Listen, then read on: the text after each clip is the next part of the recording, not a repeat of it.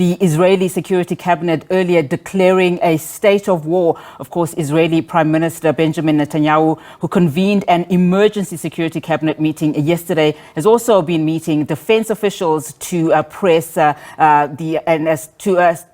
the security situation. Of course, earlier on, we spoke to the Department of International Relations. We spoke to Mr. Zain Dango there, South Africa calling for an immediate ceasefire of violence in that conflict. We are currently joined now in studio by a news editor, Sophie Mokoena, who is monitoring the situation in the Middle East for us. Sophie, thank you so much for your time this afternoon. So just talk to us about what the reaction has been from African countries, essentially. Well, of course, the countries have taken different positions. When you look at countries in the north, most are friends with the Arabs, and also they are part of the Arab League.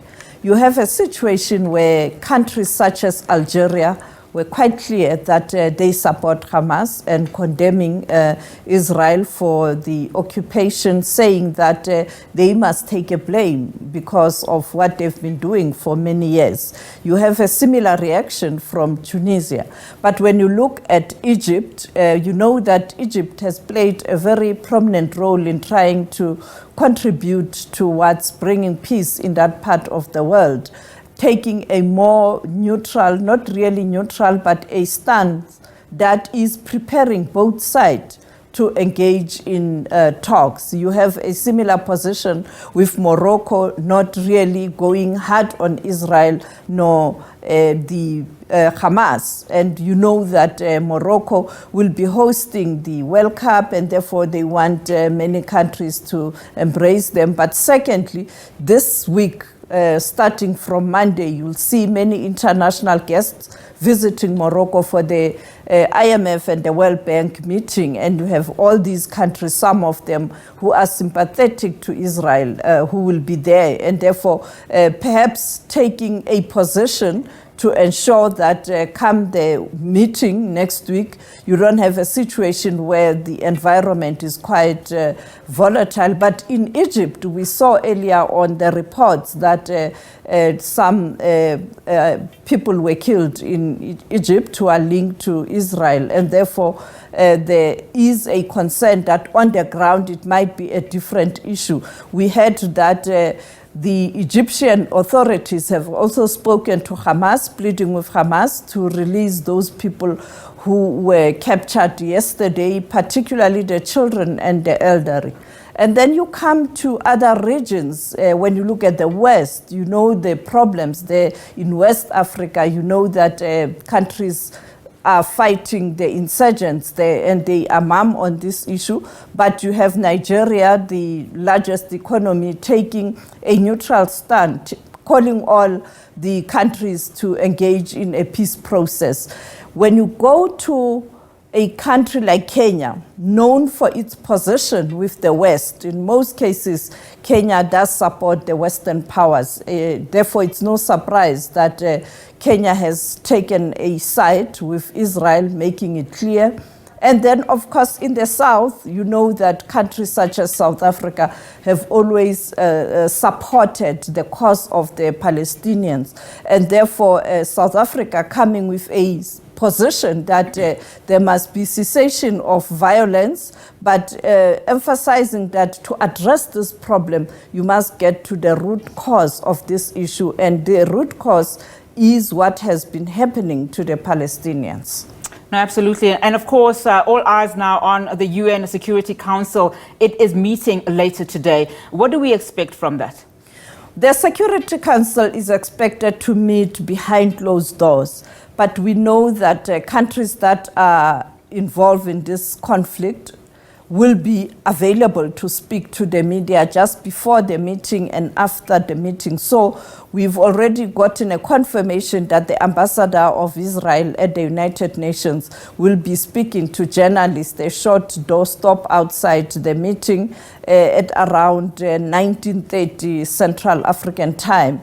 And later, after the entire meeting, then we might have someone from the Security Council who will be explaining what transpired, but it is a problem. You can't expect anything. You know that now the issue of veto power will come in, and you know that countries such as China and Russia, particularly Russia, is aggrieved, and therefore you can't expect a position that will be a unifying position. And therefore, yes, the meeting, for me, it's just a formality, and people to make statements and, express their positions as countries. But forget, the Security Council, since the war in Ukraine, is paralyzed. And of course, Sophie, another concern, there must be South Africans caught up in this conflict. What do we know so far? Well, I spoke to Clayson Monyela earlier on. He told me that for now they haven't received any information in terms of South Africans requesting the Department of International Relations to help them, but they are on standby, and the offices in Israel and also I think in Palestine are on standby, but also in neighboring countries. As you know that this is a Middle East, and you'll find that one diplomat has to deal with other countries as well. So there's synergy amongst all the South African diplomats in the Middle East, including the Gulf region in general. And of course, just talking about the U.S., the U.S. has pledged its support to Israel. President Joe Biden saying that Israel is well within its rights to defend itself. What does this pledge actually mean? Well, they've pointed out that they will be supporting Israel. We are waiting for another announcement today. Earlier on, the Secretary of State, Antony Blinken, pointed out that President Biden will make an announcement. But it was clear that they will give military support to Israel. And this is the problem. America will pump you or give you armaments. At the end of the day, some of those armaments end up in the hands of people who are not supposed to have access to those armaments. There's a debate raging on right now, looking at the military capability of Hamas. Where did they get this equipment? And some of them are from the United States of America. How did they land in their hands? You can look at what happened in Afghanistan, because they had to leave lots of ammunition there when they left, unceremoniously. After staying there for years, you decide to pull out unceremoniously, you live in a crisis. The same with the war in Ukraine, pumping those military capabilities in Ukraine. Some are saying now some of them have ended up in the black market, and other groups are able to access the military capability because people want to make money. And therefore, I think this is the issue. And that is why even the war in Ukraine is not going to stop. As long as these powerful nations, particularly NATO member countries, are giving Ukraine military, you will find that Russia will also take a hard line. And therefore, we are not going to arrive at a situation where perhaps you are able to push the two parties to engage in negotiations. So we are going to have a similar situation in the Middle East. After a long time, yes, there will be cessation of hostilities. That is not taking us anywhere. I can't see a peace process.